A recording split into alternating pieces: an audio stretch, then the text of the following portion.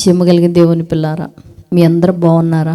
మేము బాగున్నాం. మీ అందరూ బాగుండాలని ప్రతిదినం దేవుని సన్నిధానంలో మీ కొరకు ప్రార్థన చేస్తున్నాం.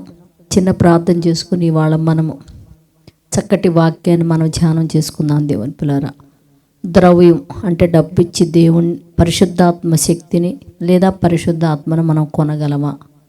దేని వలన పరిశుద్ధాత్మను పొందితే ఆయన క్రియలు ఎలా ఉంటాయి అనేది వాళ్ళ చక్కటి వాక్యాన్ని మనం ధ్యానం చేసుకుందాం. చిన్న ప్రార్థన చేసుకొని, పరిశుద్ధుడా, జీవము కలిగిన మా పరలోకపు తండ్రి, నైనా నీ కృప కలిగిన నామానికి వందనాలు తండ్రి.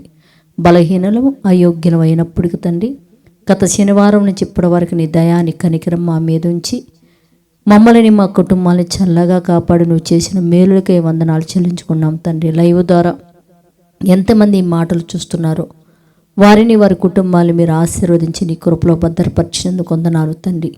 ఈ దినం కొద్ది మాటలు మేము ధ్యానం చేసుకోపోతుండగా లైవ్ ద్వారా వింటున్న బిడ్డలకి నీ దయాన్ని కనికరం చూపండి. వినగలిగే స్థితి ఇవ్వండి బిడ్డలకి. సంఘంలో ఉన్న బిడ్డలకు కూడా వినగలిగే స్థితి, గ్రహించగలిగే హృదయం మేము అడుగుతూ, పరిశుద్ధాత్మ శక్తి వలన నువ్వు మాట్లాడమని, నన్ను ఒక సాధనంగా పనిముట్టుగా వాడుకొని మీరు మహిమ పొందమని మా రక్షకుడు నీ కుమారుడైన యేసయ్య పరిశుద్ధ నామములో ప్రార్థన అడుగుచున్నాము తండ్రి. ఆమేన్. జీవము కలిగిన దేవుని పిల్లారా, ఇవాళ మనము పరిశుద్ధాత్మను గురించి మాట్లాడుకుందాం. దేవుని పిల్లారా, ఒకసారి పరిశుద్ధాత్మ మనము పొందితే దేవుని పిల్లలారా, అందరిలో ఒకే క్రియ ఉండదు, ఒకే పని ఉండదు. దేవుని పిల్లారా, అంటే మనందరము ఒకే ఆత్మ కలిగి ఉన్నాం. ఒకే ఆత్మ కలిగి ఉన్నప్పుడు అనేకమైన పనుల్లో మనం వాడబడుతూ ఉంటాం. ఇప్పుడు మనం చూడగలిగితే దేవుని పిల్లలారా, ఇటుకరాయి ఉంది, గోడ కట్టడానికి వాడతాం, ఇల్లు కట్టుకోవడానికి వాడతాం. దేవుని పిల్లరా, అంటే ప్రతిదానికి ఒక వస్తువు ఎలాగ ఉపయోగపడిద్దో భూమి మీద ఉన్న మనము కూడా దేవుని పనిని చేయడానికి మనందరికీ పరిశుద్ధాత్మ దేవుడు అనుగ్రహించినప్పటికీ ఒక్కొక్కళ్ళని ఒక్కొక్క పని మీద దేవుడు వాడుకుంటుంటాడు. అంటే పరిశుద్ధాత్మ మనం పొందితే ఆ క్రియ మనలో ఎలా ఉంటుందో మనం చూడగలిగితే దేవుని పిల్లరా, మొట్టమొదటిగా అపోస్తుల కార్యము 1వ అధ్యాయము 8వ వచనంలో ఒక మంచి మాట రాయబడింది. దేవుని పిల్లలు చూద్దాం. అయినను పరిశుద్ధాత్మ మీ మీదకి వచ్చినప్పుడు మీరు శక్తి నొందుదురు. అంటే 12 మంది శిష్యులు కూడా దేవుని పిల్లరా భయముతో ఒక గదిలో దాక్కొని ఉన్నారు. అంటే 11 మంది శిష్యులు భయముతో ఒక గదిలో ఉన్నప్పుడు దేవుడు ఏం చెప్తున్నాడంటే, పరిశుద్ధాత్మ మీ మీదకి వచ్చినప్పుడు మీరు శక్తిని పొందుతారు నాయనా. అంటే పరిశుద్ధాత్మ లేకుండా మీరు నా పని భూమి మీద చేయలేరు. మీరు చేయాలంటే పరిశుద్ధాత్మ శక్తి మీలో ఉంటేనే మీరు చేయగలరు అని చెప్తున్నాడు దేవుని పిల్లరా. అంటే ఈ పరిశుద్ధాత్మ శక్తిని పొందిన వారు ఎలా వాళ్ళ క్రియలు చేశారు, ఎలా దేవుడు పని చేశారనే దాన్ని కొద్ది మాటలు ఇవాళ మనం ధ్యానం చేసుకుందాం. దేవుని పిల్లరా, మొట్టమొదటిగా మనం ఒక వ్యక్తిని చూడగలిగితే అపోస్తుల కార్యము 8వ అధ్యాయము 26వ వచనంలో ఒక వ్యక్తి కనపడతాడు మనకి. అప్పుడు ఇక్కడ పిలుపు గారితో పరలోకమందున దూత వచ్చి ఒక మాట చెప్తుంది. ఏంటి అంటే, నీవు లెగిసి దక్షిణముగా అరణ్య మార్గమున దక్షిణముగా వెళ్ళి గాజాకు పో మార్గములో ఒక వ్యక్తిని కలుసుకోమని పిలుపుని ప్రేరేపించింది. అంటే పిలుపులో పరిశుద్ధాత్మను ఉండటం వలన దేవదూత ప్రేరేపించగానే రథం వెళుతూ ఉంటే రథము వెనకాల పడి పరిగెత్తుకుంటా వెళ్ళి గాజాకి వెళ్ళే మార్గంలో నపుంసకుడు అని ఒక వ్యక్తిని కలుసుకున్నాడు. ఈ వ్యక్తి ఎవరు అంటే, యెరూషలేము వెళ్ళి తిరిగి తన రాజ్యానికి వెళ్ళిపోతున్నప్పుడు మధ్యలో వెళ్ళి అతన్ని కలుసుకొని రథం ఎక్కి కూర్చున్న తర్వాత యెషయా గ్రంథం చదువుతుంటే నీకు అర్థమైందా దీని గురించి అంటే, చెప్పేవాళ్ళు లేకపోతే నాకేం అర్థమైందంటే అప్పుడు యేసుక్రీస్తు యొక్క మరణముల గురించి, ఆయన గురించి ఆ వాక్యం యెషయా గ్రంథంలో వాక్యం చెప్పంగానే, అయితే నీళ్లున్నాయి, బాప్తిసం ఇచ్చుటకు నీకేంటి ఆటంకమే అంటే, నాకు ఏమీ లేదని చెప్పాను. కానీ అప్పుడు ఆ నపుంసకుడు పిలుపు నీళ్లలో దిగి అతనికి నపుంసకుడికి బాప్తిసం ఇచ్చినట్టుగా మనం చూడగలుగుతాం. అంటే పరిశుద్ధాత్ముడు అతనిలో అతనికి ఏంది? సువార్త చెప్పి ఒక వ్యక్తిని నీళ్ళల్లో బాప్తిసమిచ్చి దేవుని వైపు తిప్పే ఒక బాధ్యత అతను పొందిన ఆత్మకి అలాంటి శక్తి ఉంది దేవుని పిల్లారు. అంటే ఒక వ్యక్తిని సువార్త చెప్పి మార్చగలిగే అంత పవర్ అనేది పరిశుద్ధ ఆత్మ వలన పిలుపు గారు పొందినట్టుగా మనం చూడగలుగుతున్నాం దేవుని పిల్లరా. పిలుపు గారు వెళ్ళి ఆ ప్రార్థన అతన్ని కలిసి సువార్త చెప్పిన మరుక్షణమే అతను అంగీకరించి బాప్తిసం తీసుకున్నాడంటే ఇతనిలో ఉన్న పరిశుద్ధ ఆత్మ శక్తి అతనికి ఎంత అమూల్యంగా వివరంగా మాటలు చెప్పుంటే అతను ఎమ్మటే నమ్మి బాప్తిసం తీసుకొని ఉంటాడు దేవుని పిల్లరా. మరి అంతకుముందు యెరూషలేముకి వెళ్ళి ప్రతి సంవత్సరం పండుగ చూస్తూ మరి అంతవరకు బైబిల్ ఎన్ని చదివే ఉంటాడు కదా.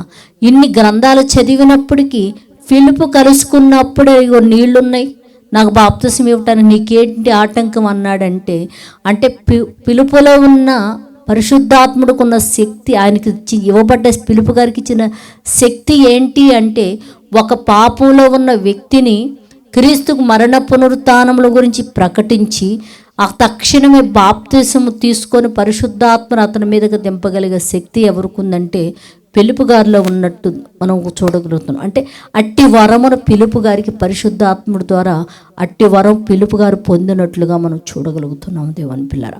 అందరికీ అంటే క్రీస్తును నమ్మి బాప్తిసం తీసుకొని పరిశుద్ధాత్మ పొందిన అందరికీ ఒకే వరం ఉండదు దేవుని పిల్లలారా. ఒక్కొక్కరికి ఒక్కొక్క తలాంతు, ఒక్కొక్కరికి ఒక్కొక్క వరం. అంటే పిలుపు గారు కొన్న వరం ఏంటో మనకు అర్థమైంది దేవుని పిల్లలు ధ్యానించుకున్నాం. అలాగని ఇంకో వ్యక్తిని మనం చూద్దాం దేవుని పిల్లారా. లోకాసు వార్త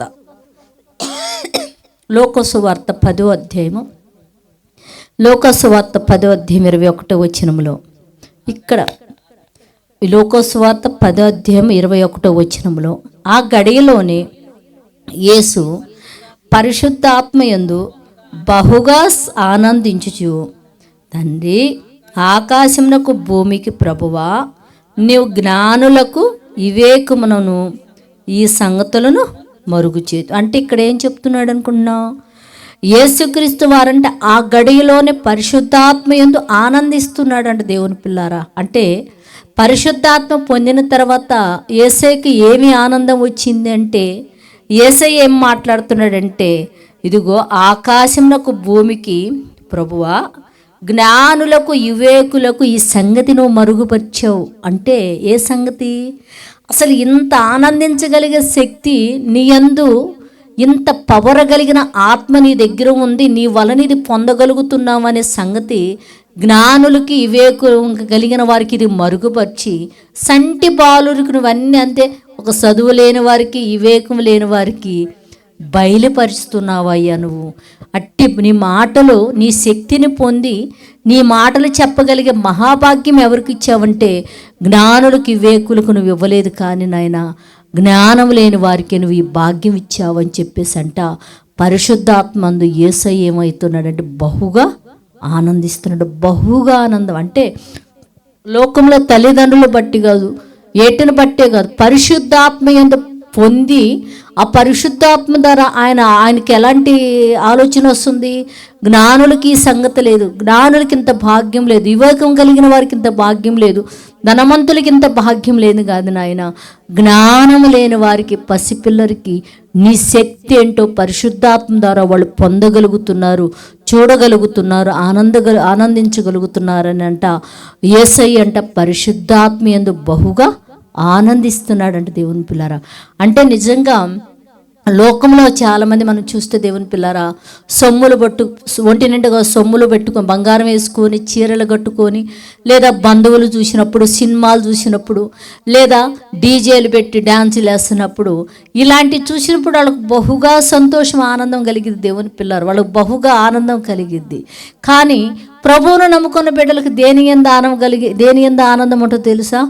ఒక్క వ్యక్తి పాపాన్ని అంటే తాగుడు, వ్యభిచారము, ధనపిచ్చి, కులపిచ్చి, మదపిచ్చి ఇలాంటివన్నీ విడిచిపెట్టి ప్రభువును నమ్ముకొని చక్కగా రక్షణ పొందాడు అనుకో, వీళ్ళకు బహుగా సంతోషం, బహుగా ఆనందం. ఎందుకు? ఒక చెడును విడిచిపెట్టి ఇతను రక్షింపబడ్డాడు, దేవుని ఆత్మను పొందాడని బహుగా సంతోషపడతారు.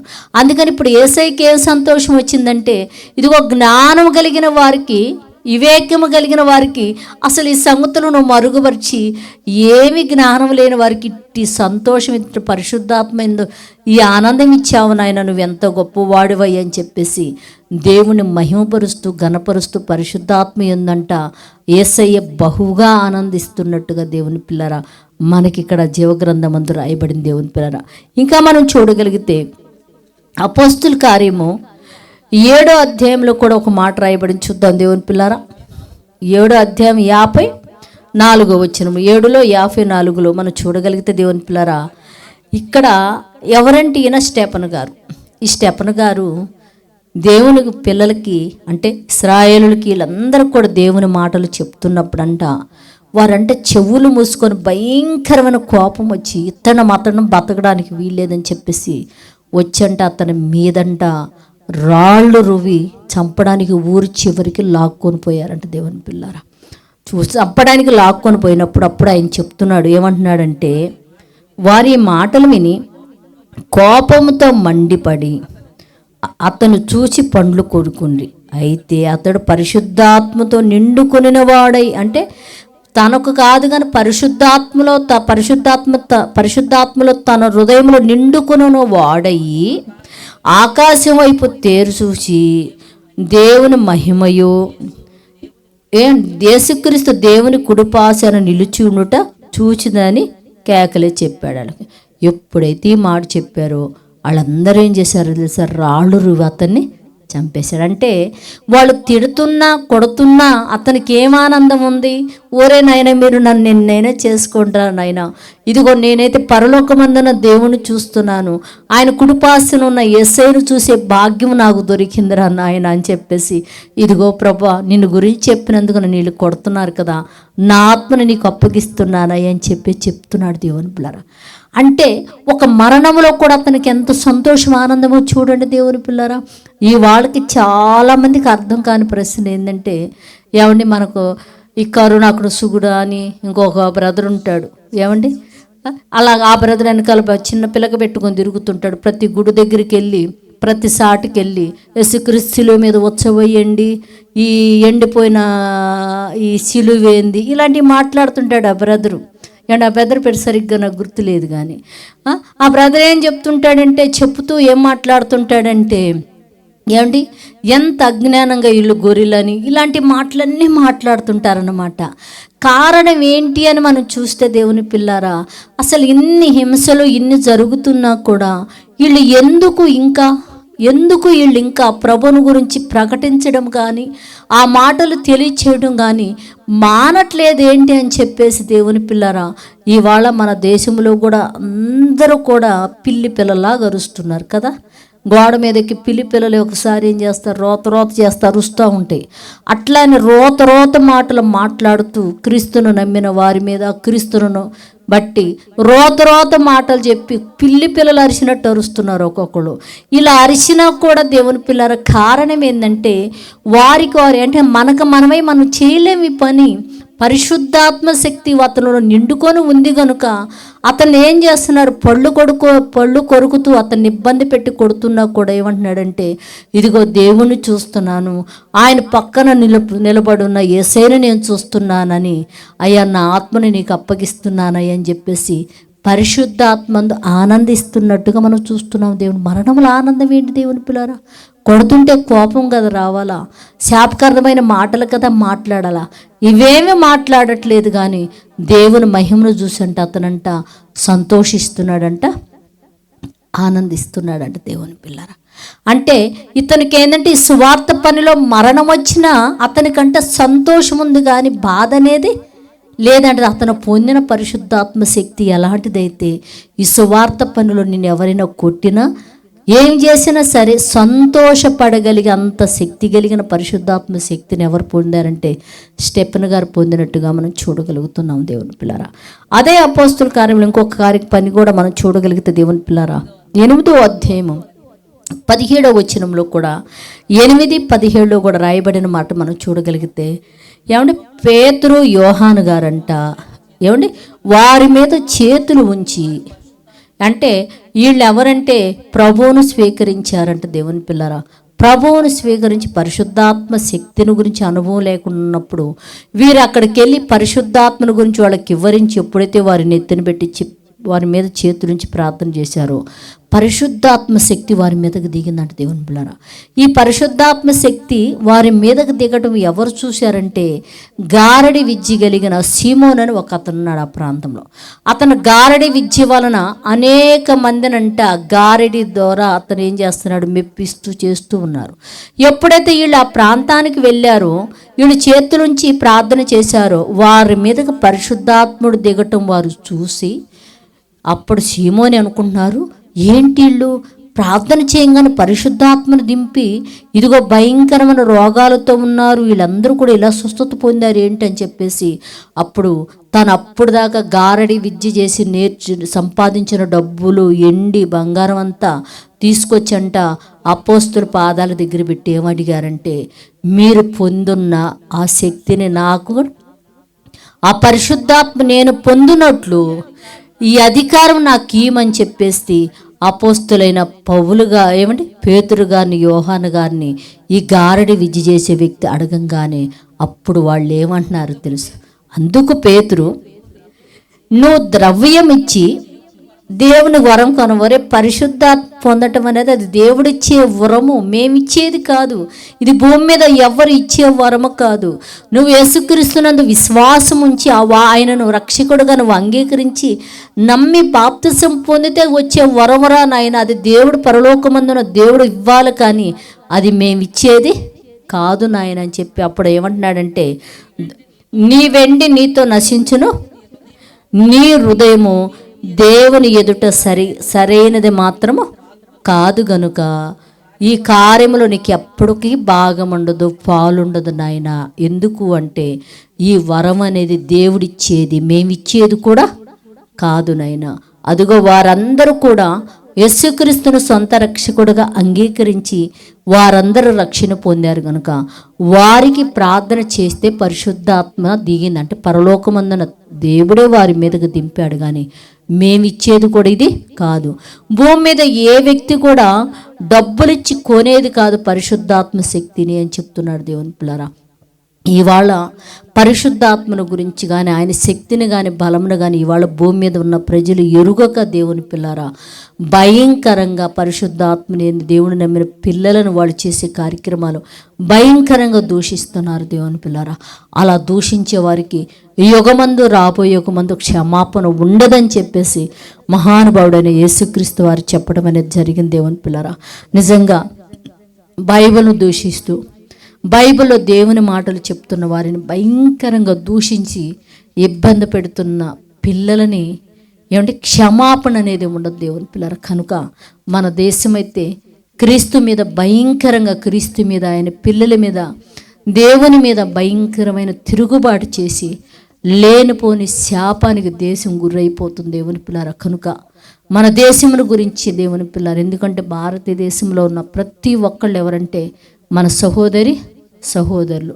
ఆ బిడ్డలు నిజంగా క్రీస్తును కానీ పరిశుద్ధాత్మను కానీ తండ్రి అయిన దేవుణ్ణి కానీ దూషించి ఆయన చేతుల్లో పడి శాపానికి దేశం గురవ్వకుండా ఉండే నిమిత్తం మనందరం కలిసి దేవుని పిల్లారా ప్రార్థన చేద్దాం. ఎందుకంటే పరిశుద్ధాత్మ శక్తిని దేవుని వలన పొందిన వాళ్ళు మరణిస్తున్నా సరే దేవుని మాటలు చెప్పడానికి ఇష్టపడతారు దేవుని పిల్లారా. వాళ్ళు అవమానిస్తున్న పరిశుద్ధాత్మందు ఆనందపడతారు దేవుని పిల్లారా. లోకమంతా దేశిస్తున్నప్పటికీ లోక సంబంధులు కాక ఆత్మ సంబంధులుగా వాళ్ళు మారిపోయి ప్రభువునందు ఆనందించే గుణము వారికి కలిగి ఉంటారు. అవి లోకానికి అర్థం కాక ఈరేంటి ఇలా ఉన్నారని చెప్పేసి వాళ్ళ భయంకరంగా యేసుక్రీస్తు వారిని దూషించేవాళ్ళు, పరిశుద్ధాత్మను దూషించేవాళ్ళు, పరలోకమందున తండ్రి అయిన దేవుడు కూడా భయంకరంగా దూషిస్తూ పరిశుద్ధాత్మ శక్తిని పొంది ఆయన పనులు చేస్తున్న వారిని హింసిస్తూ చంపుతూ బాధ పెడుతూ ఏడిపిస్తున్నారు దేవుని పిల్లారా. ఇవన్నీ చూస్తున్న దేవుడు ఊరుకోడు కదా దేవుని పిల్లారా. దేశాన్ని భయంకరమైన ఒకసారి బైబిల్లో కూడా యేసుక్రీస్తు వారు మాట్లాడుతూ కొరాజీనా ఉండు, నీ అంత తేలుస్తావు, నీ అంత తేల్చే రోజు ఒకటి ఉండు అని చెప్పేసి పాతాళం వరకు దిగిపోతావు జాగ్రత్త అని చెప్పి మాట్లాడతాడు దేవుని పిల్లరా. ఈ రకంగా పరిశుద్ధాత్మ శక్తిని పొంది ఆయన పనులు చేస్తున్న దేవుని పిల్లలను మన దేశంలో భయంకరంగా హింసిస్తుంటే దేవుడు చూస్తూ ఊరుకోడు, దేశాన్ని అసలు వదిలిపెట్టాడు దేవుని పిల్లరా. కనుక యేసుక్రీస్తు వారి మీద కానీ ఏమండి పరలోకమందన దేవుణ్ణి కానీ ఆయన పిల్లల్ని కానీ పరిశుద్ధాత్ముడు జోలికెళ్తే ఏ దేశం కూడా బతికి బట్ట కట్టదు. కనుక మన దేశంలో వాళ్ళు మన దేశం దేవుని చేతిలో పడకుండా, మన దేశంలో ఉన్న బిడ్డలు దేవుని చేతిలో పడకుండా వాళ్ళందరూ కూడా మంచిగా దేవుని ఆశీర్వాదం పొందేవారిగా మనం ప్రార్థన చేద్దాం. దేవుని పిల్లరా, ఎంతమంది అయితే సహోదరులు యేసుక్రీస్తు వారి మీద ఆయన పిల్లల మీద దేవుని మీద తిరుగుబాటు చేసేవారిగా అనేక మందిని రేపుతున్నారు. వాళ్ళ హృదయాలు కూడా మారిపోయి దేవుని వైపు తిరిగే విధంగా మనం ప్రార్థన చేద్దాం. పరిశుద్ధుడా, జీవము కలిగిన మా పరలోకపు తండ్రి, నాయనని కృప కలిగిన నామానికి వందనాలు తండ్రి. అయ్యా పరిశుద్ధాత్మ శక్తిని మేము పొందటం వలన నా తండ్రి నైనా ఆనందమయ్యా, నీ పని చేయటంలో ఆనందం, నీ మాటలు చెప్పటంలో ఆనందం తండ్రి. లోకానికి వేరే నీకోసం బ్రతకటంలో ఆనందం నా తండ్రి నైనా. అట్టి స్థితి మేము కలిగి ఉంటాము పరిశుద్ధాత్మ మాలో ఉంటేనని తండ్రి. ఈ జీవము కలిగిన మాటలు ఇద్దరం మేము ధ్యానించుకున్నాము తండ్రి. ఎంతమందినైనా నీ పిల్లలునైనా యవన బిడ్డల్ని చిన్న బిడ్డలు నా తండ్రి నైనా ఇదిగో నీ మీద నీ కుమారుడైన యేసుక్రీస్తు వారి మీద నేను నమ్ముకొని ఆరాధించే వారి మీద తిరుగుబాటు చేసే విధంగా ఎంతమందిని ప్రేరేపిస్తున్నారో వారిని కనికరించి కృపతో జ్ఞాపకం చేసుకొని బిడ్డలకునైనా మారు మనసు రక్షణ దయచేసి వారి చెడుతనాన్ని విడిచిపెట్టగలిగే భాగ్యం మేము అడుగుతున్నాం. సహాయం చేద్దండి నాయన. మా దేశమునైనా ఇదిగో నాయన నిన్ను దూషిస్తుంది నాయన, నువ్వు పంపిన యేసయ్యను దూషిస్తుంది అయ్యా. ఇదిగో తండ్రి నీ పరిశుద్ధాత్మ శక్తి పొంది నీ పని చేసే వారిని దూషిస్తుంది తండ్రి. అయ్యా మా దేశం మీదకి నాయన నీ కోపం అయితే వద్దు కానీ నీ దయా నీ కనికరం చూపితండి. చక్కటి వాతావరణం మాకు దయచేయండి నాయన. పాడి పంటలు దయచేనైనా మా దేశం చుట్టూ మీ కంచె మీ కాపుదలు ఉంచండి తండ్రి నాయన. మా దేశంలోనైనా మంచి ఆరోగ్యమేనైనా దేశానికి యవన బిడ్డలు లేకుండా పోతున్నారు నైనా, చెడు మార్గంలో వెళ్ళిపోతున్నారు. యవన బిడ్డలు తాగుబోతులుగా డ్రగ్స్కి అలవాటు అయిపోయి తండ్రి నాయన. ఇదిగోనైనా భయంకరమైన తండ్రి గంజాయికి అలవాటు అయిపోయినైనా, తాగుడుకి అలవాటు, గుటకాలు అలవాటు అయిపోయి తండ్రి తల్లిదండ్రులు చంపుకుంటూ నా తండ్రి బ్రతుకుతున్నారయ్యా. యవన కాలమందు బిడ్డలు రాబోయే తరాలకు నాయన ఆణిముత్యాలు లాంటి వాడు కదా తండ్రి. మా దేశం మీదుగా నీ కోపం నీ శాపం నీ ఉగ్రత అయితే వద్దు కానీ నైనా నీ దయా కనికరం మా ఎడలు చూపమని అడుగుతున్నాయినా. మత కల్లోలు కలుగు చేస్తూ మమ్మల్ని బాధ పెడుతున్న ప్రతి ఒక్కడిని యేసు నామములో మీరు మార్చివేసి వారి హృదయాలకు నెమ్మదిని తెచ్చామని అడుగుతున్నాయినా. మమ్మల్ని పరిపాలిస్తున్న రాజకీయ నాయకులను జ్ఞాపకం చేసుకోయ్యా. మంచి జ్ఞానం వివేకం కలిగిన వారైనా తండ్రి నైనా ఆ బిడ్డలు మీ కృపచేతన తండ్రి వారికి మారు మనసు రక్షణ దయచేయమని అడుగుతూ మా దేశమంతా శాంతి సమాధానాలతో నిన్ను ఆరాధించే భాగ్యమని గురించి సహాయం చేయమని మా రక్షకుడు నీ కుమారుడు యేసయ్య పరిశుద్ధ నామములో ప్రార్థన అడుగుతున్నాం తండ్రి. ఆమేన్. మీ అందరికీ నా హృదయపూర్వక వందనములు, ధన్యవాదాలు.